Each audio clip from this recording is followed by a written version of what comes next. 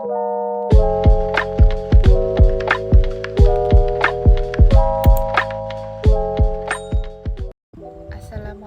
warahmatullahi wabarakatuh. Perkenalkan, saya Rizky Elisa dari kelas A semester 3. Di sini saya akan menjelaskan tentang lingkungan internal sistem politik. 1. Lingkungan fisik. Yang pertama, kondisi geografis. Geografi atau wilayah Indonesia merupakan negara yang memiliki wilayah yang luasnya mencapai 17.508 pulau yang berjejer di seluruh pelosok tanah air. Luasnya menempatkan Indonesia sebagai salah satu negara terbesar di dunia. Kondisi ini ikut menentukan strategi politik dan militer. Di samping dapat juga memberi keuntungan ekonomis, devisa bagi bangsa dan negara. Sumber kekayaan alam. Faktor ini merupakan faktor penting yang memberi manfaat langsung bagi kehidupan bangsa dan negara Indonesia.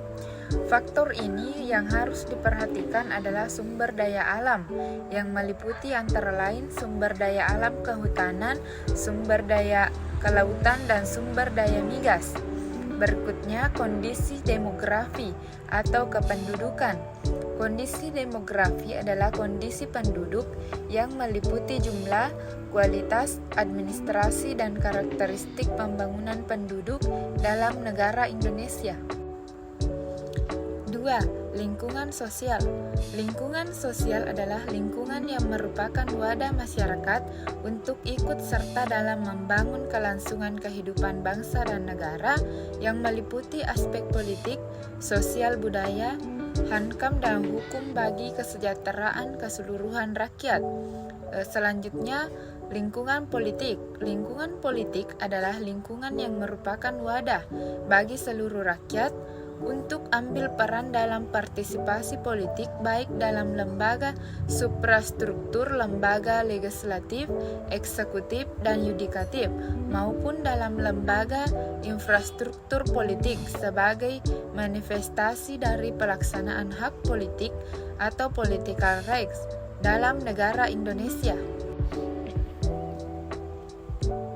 Selanjutnya, lingkungan sosial budaya. Lingkungan sosial budaya adalah lingkungan yang merupakan wadah bagi masyarakat dalam upaya pengembangan peradaban, pengetahuan, dan sosial dalam kehidupan masyarakat suatu negara. Selanjutnya, lingkungan hankam.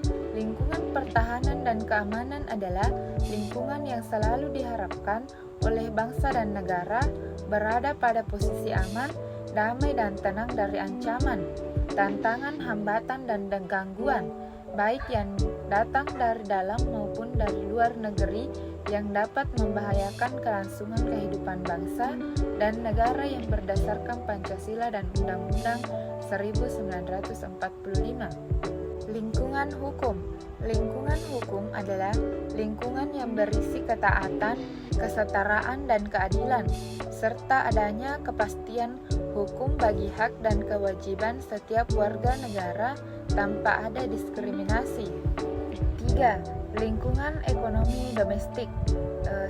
Sumber daya migas. Sumber daya migas ini merupakan sumber daya alam yang bersumber dari hasil minyak dan gas bumi yang memberi kontribusi yang cukup besar terhadap anggaran pendapatan dan belanja negara atau APBN. Sumber daya non-migas. Sumber daya non-migas ini merupakan sumber daya alam yang bersumber dari hasil kehutanan, kelautan, dan perikanan, memberi kontribusi yang cukup besar terhadap anggaran pendapatan dan belanja negara atau disingkat APBN. Dari sisi produksi, pertumbuhan ekonomi terutama didorong oleh sektor industri.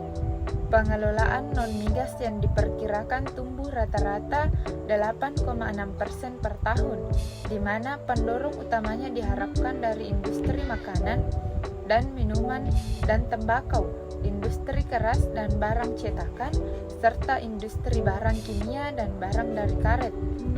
Selanjutnya, sumber daya pajak. Sumber daya pajak merupakan salah satu sumber daya penerimaan negara yang nilainya cukup besar setelah sektor migas dan non-migas. Sumber daya ini meliputi pajak penghasilan, pajak pertambahan nilai, dan pajak lainnya yang merupakan pajak yang diperoleh negara dari pembayaran pajak yang bukan berasal dari pajak penghasilan dan pajak pertambahan nilai.